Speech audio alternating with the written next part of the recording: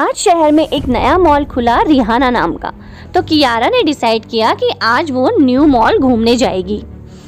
शाम के 6 बज गए, लेकिन वो अभी तक घर नहीं पहुंची और अपने हस्बैंड का कॉल पिक नहीं कर रही थी।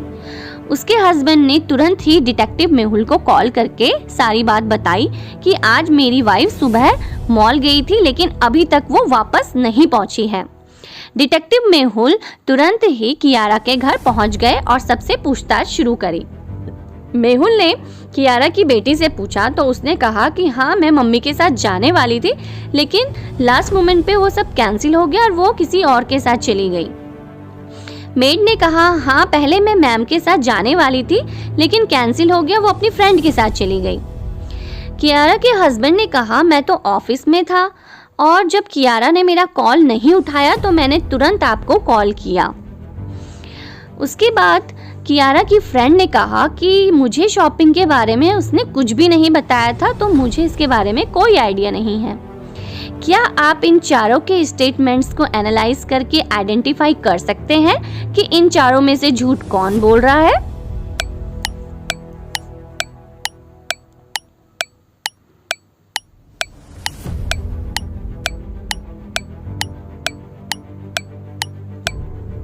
Yes, correct answer is made. Made झूठ बोल रही है। उसके रूम में आप देख सकते हैं कि रिहाना मॉल के बैग्स रखे हैं, इसका मतलब वो कियारा के साथ मॉल गई थी। माइक और स्टीव दोनों पड़ोसी थे। आज माइक ऑफिस बाइक से जाता है और कार घर पर ही छोड़ देता है। जब वो ऑफिस से वापस आता है तो देखता है कार पर स्क्रैचेस थे। वो स्क्रैचेस के बारे में पूछने के लिए अपनी वाइफ को और दोनों बच्चों को बाहर बुलाता है।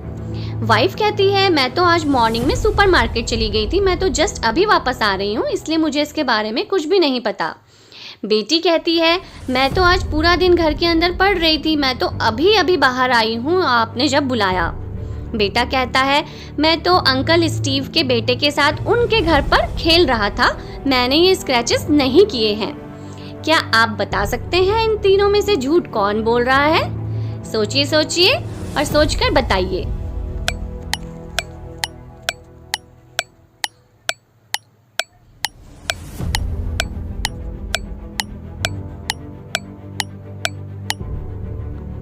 Yes, correct answer is son. Mike का बेटा झूठ बोल रहा है क्योंकि स्टीव के घर पर तो लॉक लगा है, तो वो उनके बेटे के साथ उनके घर पर कैसे खेल सकता है, इसलिए वो झूठ बोल रहा है।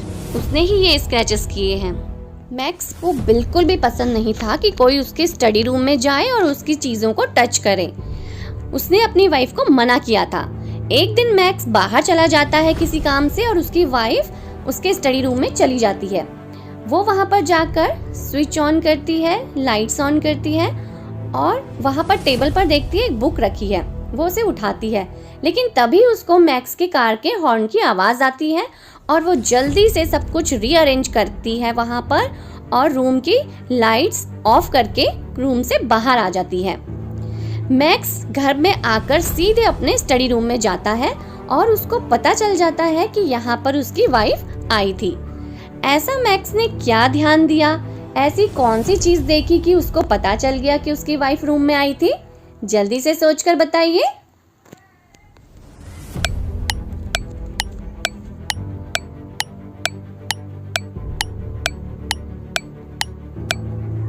Yes, correct answer is bulb. उसकी वाइफ सब कुछ रीअरेंज करके चली गई, उसने लाइट भी ऑफ करी, लेकिन बल्ब अभी गर्म था, जिससे मैक्स को पता चल गया कि अभी अभी उसकी वाइफ रूम में आई थी।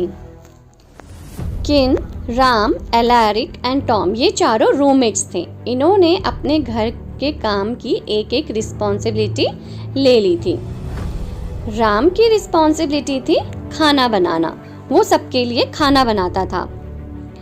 वहीं टॉम की रिस्पॉन्सिबिलिटी थी सबके कपड़े धुलना, वो कपड़े धुलने का काम करता था। एलैरिक ग्रॉसरी शॉपिंग का काम करता था और किन के पास था क्लीनिंग का काम।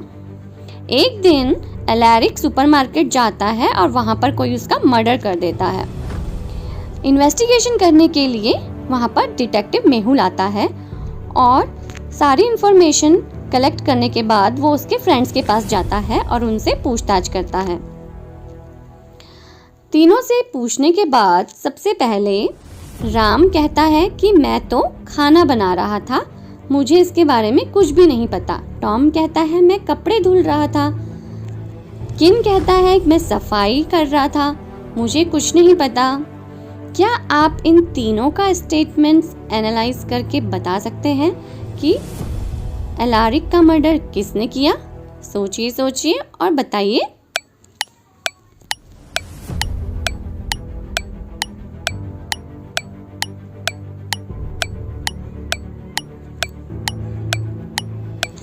Yes, correct answer is Ram. Ram को 4 लोगों का खाना पकाना चाहिए था, लेकिन उसने सिर्फ 3 लोगों का खाना पकाया है। उसे कैसे पता कि एलारिक वापस ही नहीं आएगा? इसका मतलब राम ने ही मर्डर